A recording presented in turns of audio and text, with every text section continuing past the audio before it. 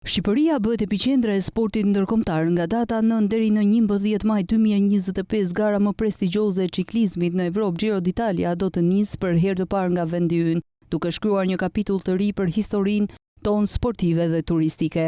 Policia e shtetit ka dhënë detaje për rrugët që pritet të bllokohen. Drejtori i drejtorisë së policisë rrugore Altin Qato, në një komunikim për mediat në lidhje me bllokimin e rrugës, ka dhënë detaje në lidhje me spostimin që do të bëhet për lëvizjen e automjeteve në kuadër të organizimit për Giro d'Italia. Etapa e parë nis në Durrës dhe përfundon në Tiranë në 9 maj. Etapa e dytë në 10 maj zhvillohet në Tiranë, ndërsa në 11 maj, e cila përkon edhe me zgjedhjet e përgjithshme parlamentare në vendin tonë, ndryshe e njohur si etapa e tretë, do të zhvillohet në Vlorë. Masat kryesore të ndërmarra përfshin bllokimin e përkohshëm të akseve rrugore, që përfshin në itinerarin e garës për secilën etapë, sipas një raporti teknik të miratuar më parë nga organizatorët e garës, e cila parashikon që këto akse, ku është itinerari i rrugës, duhet të ndëlira jo më pak se 2 orë para nisjes së garës. Giro d'Italia do të nisë rreth orës 13:10 që nga porti i Durrësit, ku bëhet nxehja dhe pedalimi i ekipeve derisa të arrijnë në kilometrin 0 në Durrës, nga ku do të startojë edhe gara. Sportistët do të vinë drejt malit të Robit në Kavaj, Rogozhin, Peqin, Papër, Bradashesh, Gracen, Mullet, Tek, Sauk, Surrel, Tiranë.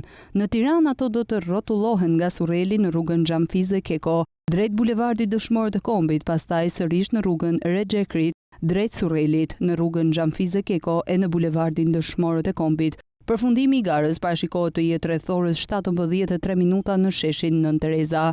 Etapa e dytë do të zhvillohet në 10 maj në kryeqytet.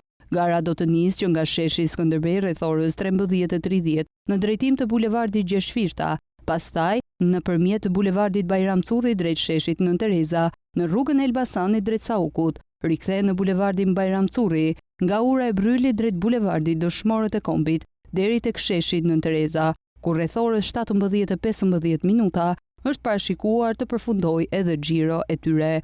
Etapa e fundit do të bëhet në 11 maj në Vlorë, ku Giro do të nisë rreth orës 13:15 nga Lungomare, ku do të bëhen nxehja dhe pedalimi i ekipeve derisa të arrijnë në kilometrin 0 në rrugën Demokracia, nga ku do të startojë edhe gara. Sportistët do të vinë itinerari drejt Kotës në Brataj drejt Qeparos, më pas nga Porto Palermo në Himar dhe më pas do të rikthehen në qafën e Llogaras drejt Orikumit e nëpërmjet rrugës Murat Tërbaçi do të kthehen në Vlorë. Përfundimi i garës parashikohet të jetë rreth orës 17:26 në rrugën Sadik Zotaj.